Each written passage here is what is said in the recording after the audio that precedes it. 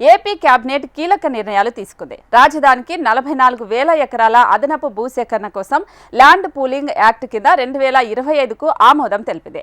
అయితే స్వర్ణాంధ్ర 2047తో పాటు P4ను అనుసంధానిస్తూ ఇన్ఛార్జ్ మంత్రుల నేతృత్వంలో కమిటీ ఏర్పాటు చేశారు. నెలాఖరులోగా కమిటీలు వేయాలని కేబినెట్ నిర్ణయించింది. అయితే అడ్వెంచర్ టూరిజం దీనికి సంబంధించి రూపకల్పన కూడా ఏపీ కేబినెట్ ఆమోదం తెలిపింది.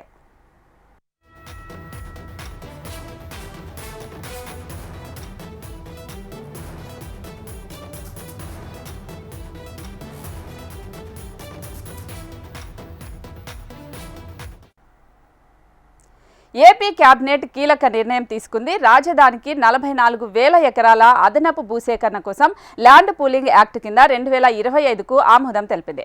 స్వర్ణాంధ్ర 2047తో పాటు P4ను అనుసంధానిస్తూ ఇన్ఛార్జ్ మంత్రుల నేతృత్వంలో కమిటీ కూడా ఏర్పాటు చేశారు. నెలాఖరులోగా కమిటీలు వేయాలని కేబినెట్ నిర్ణయం తీసుకుంది. అయితే అడ్వెంచర్ టూరిజం పాలసీ రూపకల్పనకు కూడా ఏపీ కేబినెట్ ఆమోదం తెలిపింది.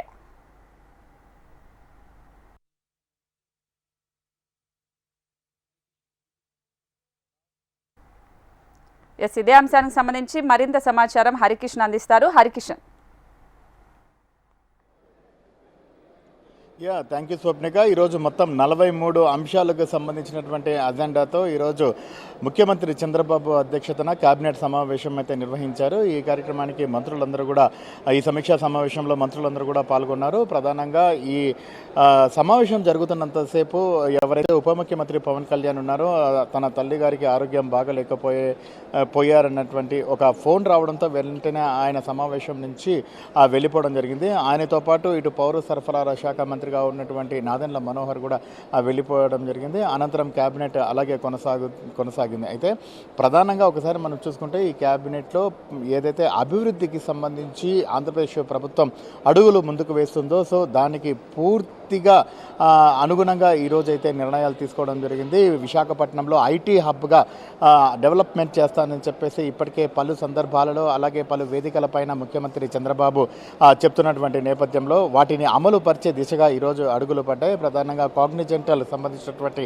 కంపెనీ వైజాగ్ వేదికగా ఏర్పాటు కాబోతుంది. దగ్గర 1,600 కోట్ల రూపాయలతో పెట్టుబడి పెట్టి ఈ కంపెనీని ఏర్పాటు చేయబోతున్నారు. 8,000 మందికి ప్రత్యక్షంగా ఉద్యోగాలు రాబోతున్నటువంటి నేపథ్యంలో ఈ కంపెనీకి 99 పైసలకే 22 ఎకరాల భూమిని కేటాయిస్తూ ఈరోజు కేబినెట్ అయితే ఆమోదం తెలిపింది. మరోవైపు ఒకసారి మనం చూసుకుంటే బనకచెర్లకు సంబంధించినటువంటి ఇష్యూ ప్రధానంగా 2 రాష్ట్రాల మధ్య కూడా నడుస్తోంది. అయితే దీనిపై పూర్తిగా మంత్రులకు క్లారిటీ ఇచ్చారు ముఖ్యమంత్రి. ఎవరు కూడా వివాదాస్పదంగా కూడా మాట్లాడవద్దండి, స్పష్టంగా ఒకటే చెప్పండి. మనం సముద్రంలోకి వెళ్తున్నటువంటి నీరు అంటే పూర్తిగా ఇటు ప్రాజెక్టులను నిండి సముద్రం పాలవుతున్న నీటిని మాత్రమే ఆంధ్రప్రదేశ్ ఒడిసి పట్టుకుంటోంది. ఆ నీటిని మాత్రమే కరువు బారిన అల్లాడుతున్నటువంటి రాయలసీమకు తరలించే ప్రయత్నం అయితే జరుగుతోంది.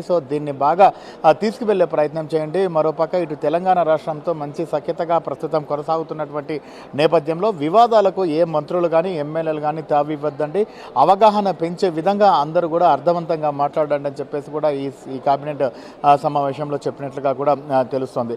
మరోవైపు ఒకసారి మనం చూసుకుంటే అమరావతికి సంబంధించినటువంటి డెవలప్మెంట్ యాక్టివిటీస్ శరవేగంగా ముందుకు సాగుతున్నాయి. ప్రస్తుతం ప్రతిరోజు కూడా 10,000 మంది వర్కర్స్ కూడా డెవలప్మెంట్ యాక్టివిటీస్లో పాల్గొంటున్నారు. అంటే కన్స్ట్రక్షన్ అనేది అంత శరవేగంగా సాగుతుంది. ఇప్పటికే దీనికి సంబంధించి కేంద్ర ప్రభుత్వం కూడా పూర్తిగా నోటిఫై చేసింది. ప్రధానంగా ప్రత్యేక అనుమతులు కూడా మంజూరు చేసినటువంటి నేపథ్యంలో ఏదైతే హెచ్ఓడి టవర్స్ నిర్మాణంతో పాటు అలాగే సచివాలయ నిర్మాణానికి సంబంధించి అలాగే ఉద్యోగుల భవనాలకు సంబంధించినటువంటి ఐకాన్ టవర్స్ నిర్మాణానికి సంబంధించి పూర్తిగా టెండర్లను కూడా ఖరారు చేశారు. ఆ టెండర్లకు సంబంధించి ఈరోజు మంత్రిమండలి ఆమోదం కూడా తెలపడం జరిగింది. ఇంకా అమరావతికి సంబంధించినటువంటి ప్రధాన రహదారి మార్గం, ఎందుకంటే పెద్ద కంపెనీలు ఇకపై ఆంధ్రప్రదేశ్ వేదికగా అమరావతి వేదికగా ఏర్పాటు కాబోతున్నటువంటి నేపథ్యంలో రహదారి అనేది అత్యంత ముఖ్యమైనది. కనెక్టివిటీ అనేది ఉంటేనే ఏ పరిశ్రమైనా కూడా శరవేగంగా అభివృద్ధి సాగుతుంది. మిగిలిన ప్రాంతాల నుంచి పెద్ద ఎత్తున పెట్టుబడులు పెట్టి పరిశ్రమలు ఇక్కడ రావడానికి అవకాశం ఉంటుంది. కాబట్టి ప్రధానంగా ఇప్పటికే సీడ్ యాక్సెస్ రోడ్డు 6 లైన్ల రహదారి ఏదైతే ప్రజెంట్ ఉందో ఆ రహదారిని కంప్లీట్గా 6 లైన్ల జాతీయ రహదారికి అనుసంధానం చేసే విధంగా తీర్మానం కూడా చేయడం జరిగింది. దానికి కూడా మంత్రిమండలి ఆమోదం తెలిపింది. ఇక రాయలసీమకు సంబంధించినటువంటి వైపు అలాగే కోస్తాంధ్రకు సంబంధించినటువంటి వైపు టూరిజం డెవలప్మెంట్ యాక్టివిటీస్ని బాగా మూవప్ చేయాలని చెప్పేసి కూడా ముఖ్యమంత్రి ఆదేశించినట్లుగా తెలుస్తుంది. ప్రధానంగా ఈ మంత్రిమండలి సమావేశంలో ఇది ప్రధాన చర్చకు వచ్చినట్లుగా కూడా తెలుస్తుంది. ఏవైతే అడ్వెంచర్స్కి సంబంధించి ఎక్కువ యువత ఇప్పుడు దృష్టి సారిస్తున్నారో వాటిపైన ఎక్కువ మక్కువ చూపుతున్నారో వాటికి సంబంధించి టూరిజం శాఖ ఆధ్వర్యంలో మరింత డెవలప్మెంట్ చేసి అంటే ఎక్కువ సౌకర్యాలు కల్పించి అందరినీ ఆకర్షించే విధంగా టూరిజం అనేది ముందుకు సాగాలని చెప్పేసి కూడా తీర్మానం చేయడం జరిగింది. ఇక ఇటు పరిశ్రమలకు సంబంధించి నూతన పరిశ్రమలకు సంబంధించి పూర్తిగా అన్ని ఏర్పాట్లు చేసే విధంగా అయితే ప్రభుత్వం అయితే అనుమతులు మంజూరు చేసింది. Swapnika. Right Harikishan, thanks for the updates.